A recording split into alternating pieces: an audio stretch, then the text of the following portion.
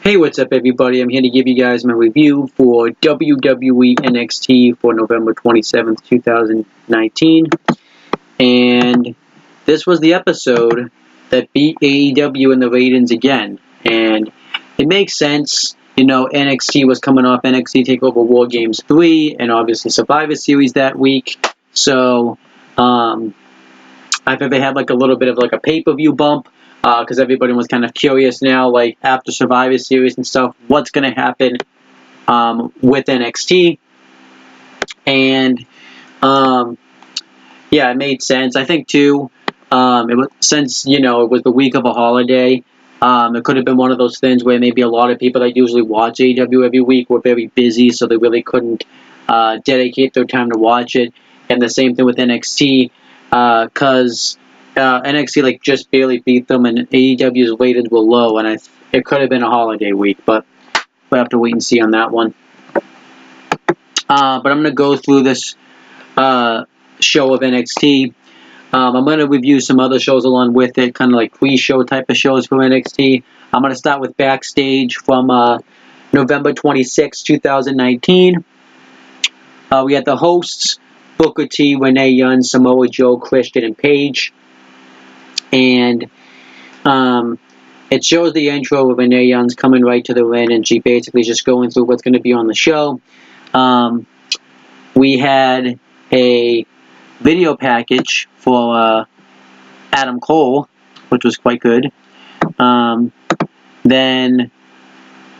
Triple H gets interviewed, and yeah, pretty much he just kind of talked about the month that NXT's really had, how they're the most noticed and the most popular they've ever been, and he talks about how everybody had such endurance, and he talks about what kind of went into doing it, and he talks about people that he was really impressed with, like Adam Cole and Keith Lee, things like that. And then it shows us this like interview that like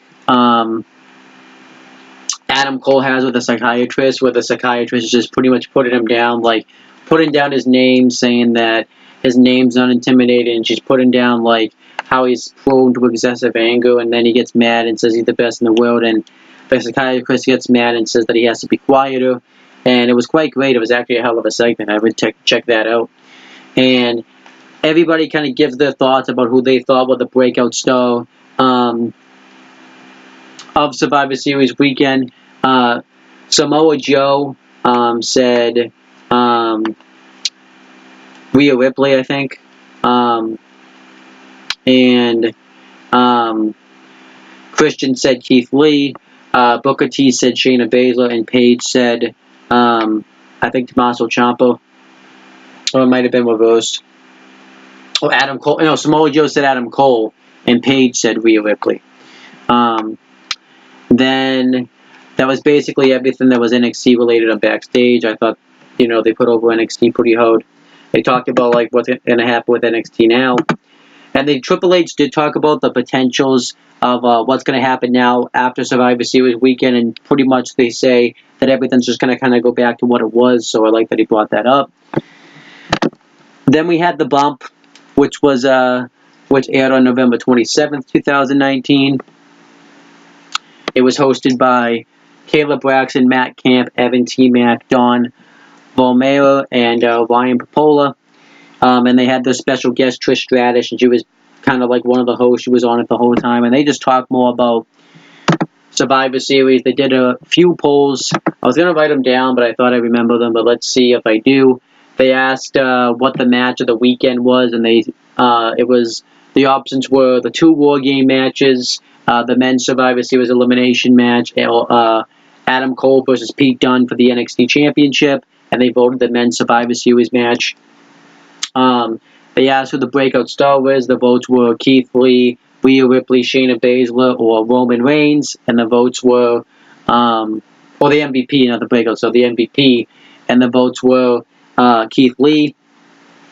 They said, like, what was the best moment of November? The votes were DX entering on SmackDown on the tank.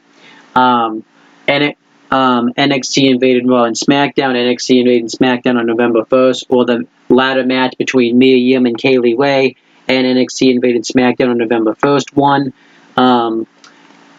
They asked what the moment of the show was. It was either Kevin Owens returning at NXT TakeOver War Games 3, Adam Cole doing the air raid crash to Tommaso Ciampa doing the air raid crash to Adam Cole at NXT TakeOver War Games 3 off the cage tables. Rey Mysterio and Dominic working together to take out Brock Lesnar. Or Dakota Kai turning heel and attacking Tegan Nox. The winner was Kevin Owens returning. Then what else did we have? We had some other polls. I can't really remember what else we had, but those were some of the main ones I remember. Then, continuing, but now we're on the actual show. We had the commentary team of Beth Phoenix, Tom Phillips, and Nigel McGuinness. The commentary team was fine, but it was obviously a letdown, obviously because Mauro Ranallo wasn't there. And I'm not a huge fan of Tom Phillips anyway, so. Yeah, pretty much I've already made my piece on the Mauro Ranallo situation. And then we had a big celebration for NXT. They had a guy, I think this was the same guy that rapped Adam Cole's theme song at NXT TakeOver 25. And he has the whole roster come out and they're celebrating the fact that NXT won overall at Survivor Series. I like this. This was at least a way for them to follow up with it. They didn't just pretend it didn't happen, so I thought that was great. And Undisputed Era comes out, and Adam Cole says that if it wasn't for Undisputed Era, they wouldn't even be celebrating because the fans on NXT we're all NXT. And they said that they should deserve much respect. And talk about they did nothing, which Adam Cole is kind of right, because when it was time for like the men's 5-on-5 match, NXT did lose. And Tommaso Ciampa, Keith Lee, Dominic Dijakovic, and Matt Riddle are in the ring. And Tommaso Ciampa tells him to shut up, and he says that he whooped his ass at War Games. And he says that, now it's time for Undisputed Era to start crumbling. And he says that Dominic Dijakovic and Keith Lee are going to take the NXT Tag Team Championships from you. And at some point, Roderick Strong's going to lose the NXT North American Championship. And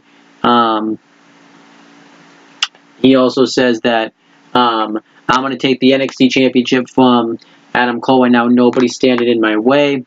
And Finn Balor then comes out and says that he's standing in his way, and Tommaso Ciampa then challenges Finn Balor to a match, and Finn Balor accepts, and that was that. I thought the segment was fantastic. I thought it's set up, 2 matches throughout the show and such, and thought it was great. And then Keith Lee tells Kyle O'Reilly and Bobby Fish to get in there so they can take the NXT Tag Team titles from them.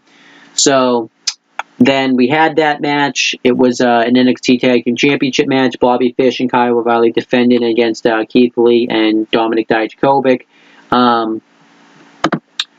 Keith Lee in the beginning is just a one-man wrecking crew taking out Fish and O'Reilly. He gorilla presses Fish and throws him over the top rope. And this ended up injuring him and taking him out of the match. So Roderick Strong ended up stepping in instead and defending the titles instead. Lee and Dijakovic dominate much of the beginning portions of this matchup. Eventually, Dijakovic hits a discus boot onto Roderick Strong. Then Kyle O'Reilly targets the knee of Dijakovic, and he really works over the knee. Strong and O'Reilly work over the knee a huge amount on Dijakovic, and then eventually Dominic Dijakovic's trying to get it over to make a tag, but Strong and O'Reilly are trying to hold him back, but he's so big and so strong, and that he ends up just making the tag anyways, which was great. And then Keith Lee makes a hot tag. He hits a wicked high cross body on everybody, and he just uses his power and imposes his will onto Strong and O'Reilly. Eventually, He gets dropped toe hold onto the guardrail on the outside, and Strawn tries to go for some type of high-risk move from the top turnbuckle, but it doesn't pay off. Same thing for O'Reilly. Then Dijakovic gets into the win, and he starts cleaning house. Kyle O'Reilly gets him into a triangle choke, but Keith Lee powers out of it with a powerbomb, and at the same time, he ends up laying out Roderick Strong with a sit-out chokeslam. That was awesome. Eventually,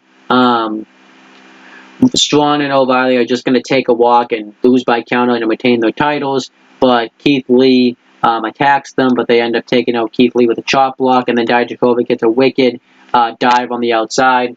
And then they put him back into the ring. Adam Cole comes out, and Keith Lee pounces him over into the crowd, and the crowd didn't expect that to happen. And Keith Lee didn't expect it, and Dijakovic's so shocked that it allows O'Reilly and Strong to hit the high-low combination on him for the win, and Undisputed Era retain the NXT Tag Team titles. And I thought this was a great match. I gave it 4 stars, and I really enjoyed it. I really enjoyed that Adam Cole spot, and I just thought it was cool to see these two teams go at it. I hope this does mean that in the future, though, we still will get Keith Lee and Dijakovic winning the NXT Tag Team titles, because I think that'd be awesome. And I do like how they tied in the Survivor Series stick, because since Keith Lee was the sole survivor, at least for the NXT side, that got him this NXT Tag Team title match, so I thought that made sense. And I even like, too, there's even this moment where Keith Lee and Dijakovic are still kind of feuding with each other because they have like a face-off with each other. I thought that was awesome. Then Candice LeRae gets interviewed, and she talks about how she's upset with Dakota Kai because she was like one of her best friends, and she says that to do that to Tegan Nox was despicable. She was like a sister to her, and she says that tonight in the ring she's not facing a best friend, she's facing Tegan Nox's big sister. So I thought that was great. Then we had Shane Thorne versus Mansoor. This match actually was pretty good. Mansoor out-wrestled Shane Thorne throughout much of it. He hits a lot of cool dives and really cool arm drags and stuff on him. And he goes for a suicide dive on the outside, but Shane Thorne counters into a wicked Saito suplex onto the floor, which was great. And he puts him back in the ring. Shane Thorne gets the advantage for a bit. He gets another Saito back suplex, but Mansoor kicks out. Mansoor mounts a comeback, gets a wicked super kick, a suicide dive on the outside, and then he hits a springboard reverse neckbreaker for the win. And Mansoor actually, like I said, gets the win. Makes sense. You want to build momentum for Mansoor, and I was happy with it. And I'm happy that because of the whole Saudi Arabia stuff, that he doesn't get a negative reaction, because he's actually a hell of an athlete. I thought this was pretty good. I gave it 3.25 stars. Afterwards, on WWE.com, Shane Thorne gets interviewed and gets asked what his thoughts are about losing the match, and Shane Thorne just freaks out and says, "I'm not a loser." Then we had Candice LeRae versus Dakota Kai. Dakota Kai has new theme music now. It's not bad. It ain't all great, but it's not bad. And she actually comes out with the knee brace of Tegan Nox, which I thought was awesome.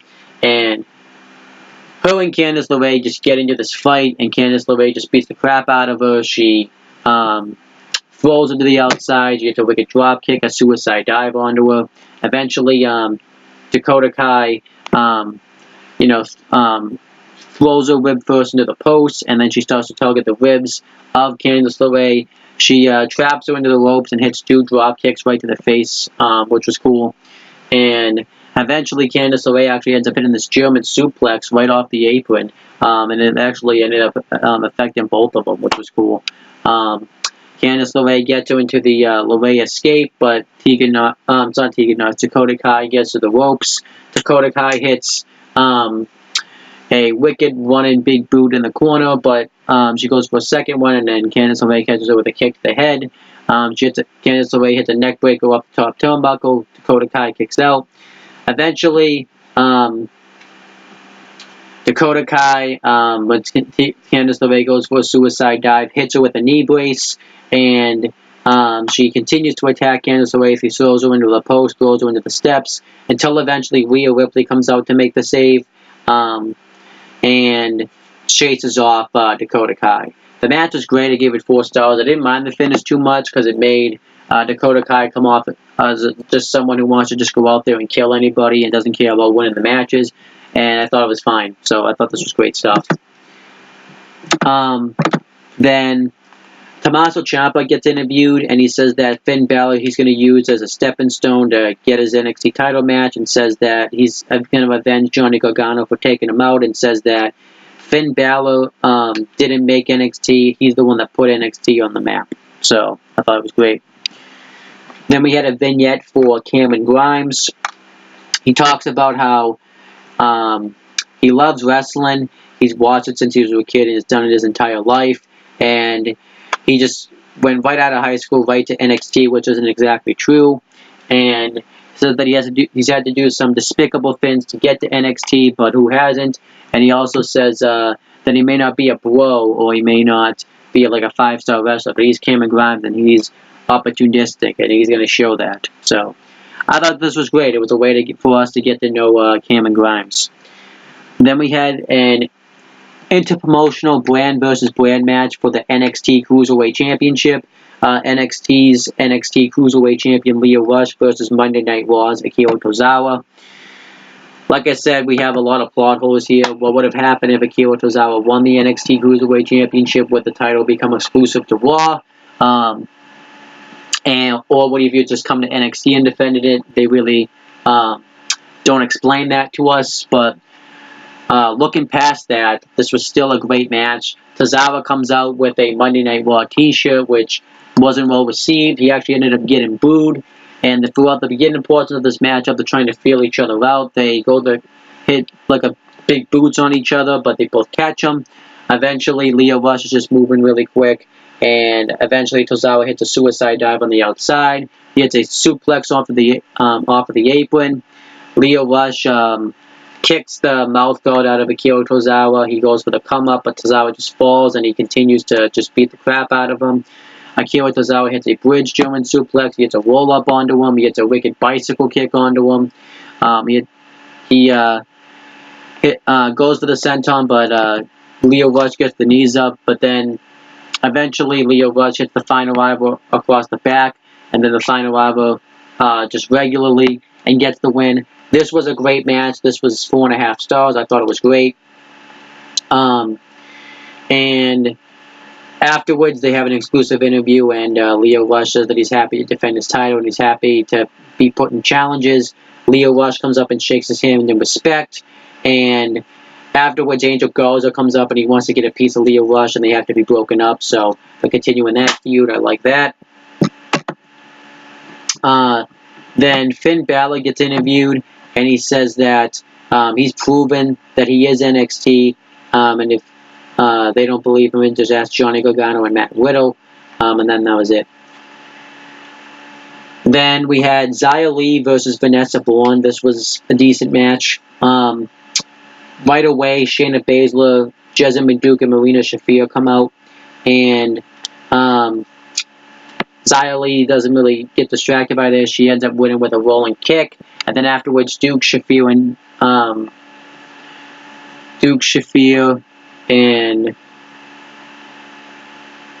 Shayna Baszler beat her down and hit a wicked knee on her. And afterwards, she talks about how she is the one that really won the match for NXT for Survivor Series, and that no one's on her level. No one had a weekend like she did. And then Rhea Ripley comes out. Baszler and the rest of Duke and Shafir take off, and Rhea Ripley said that she wanted to say something to her face, and then she goes up to her face and says that she beat her when it was at War Games 3, and says that she wants to do it for the NXT Women's Championship. And Shayna Baszler, says that that's not going to happen. The story just always ends the same, where I either make you tap or snap or nap. And Rhea Ripley says, well, why don't you do that to me now? But Shayna Baszler just walks off. I thought it was great. I really want to see this match for the NXT Women's Championship, and I hope Rhea Ripley's the one that dethrones her. I'm assuming they're just going to, at this point, do it on NXT television, because they don't have a takeover until February. So at this point, I just do it on TV. You could do it I think they should wait and maybe do it till like late January, just so that way she can defeat Asuka's record for the title. But I don't know if they want to wait. I don't know if they should wait that long, because Rhea Ripley's red hot right now, and I think they should just put the title on her as soon as possible. But we'll have to wait and see. Then we had the main event. It was Tommaso Ciampa versus Finn Balor. This was a great match here. Oh, I forgot to mention the match between Xia Li and Vanessa Born gets 2.25 stars. But the match between Ciampa and Balor was great. Ciampa gets the advantage in the beginning portion of this matchup, but they both fall. They fight on the outside. Finn Balor eventually gets the advantage. He dominates Tommaso Ciampa. Tommaso Ciampa mounts a comeback.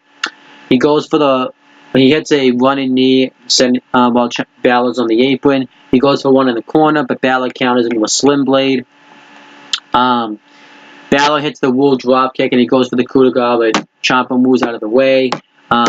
They recreate the spot where Balor did his heel turn, where he hit the Bayley kick, and then he hit the dropkick into the guardrail, and he goes for the 1916 on the outside, but Ciampa counters into an airway crash, and Balor just barely beats the count, getting back into the ring.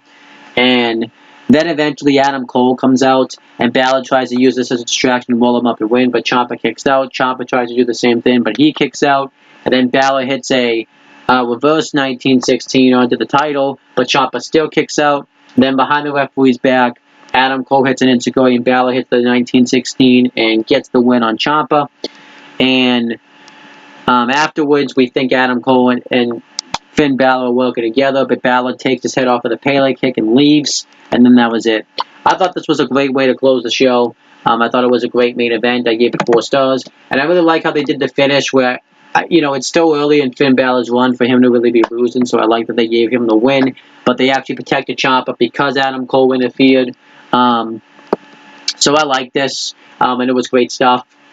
But we're not done there. On WWE.com, Jessica Carr did like a farewell because this was her last match as a referee in NXT. Now she's going to do it for the main roster. Hopefully she's, I don't really know how you can misuse a referee. It's pretty goddamn hard. But she does like a big motivational speech. It was quite awesome. Triple H was out there and stuff. And then we get the latest injury updates with Tegan Nox and Bobby Fish. We already know Tegan Nox's situation, but Bobby Fish, and also Candice LeRae. But Bobby Fish is injured. I don't know if he's really injured or not, but I really couldn't see why. I think it was that throw that Keith Lee did in that War Games match I talked about. But that's pretty much NXT. I thought it was a fantastic show. I really enjoyed it. The matches were fantastic. I like that the video packages that they used to clue in there. And I thought it was just a great follow-up show from Survivor Series. I actually like that they actually referenced that Survivor Series that happened where they won. I thought that was great. So I'm going to give this show an A-. I think I enjoyed this a little bit more than AEW. So I'll give it like a 91. But it's just barely. But that's my review on NXT. Thank you guys for watching. Please make sure you guys like, comment, and share this video so people will watch it. Make sure you guys subscribe to this channel for more content and click on the bell. So that way every time I upload a video, you guys get the notifications for it. And make sure you guys do the same thing for my CM Brothers and All the Talkinator channels. And that's been my shit, guys. Talk to you later.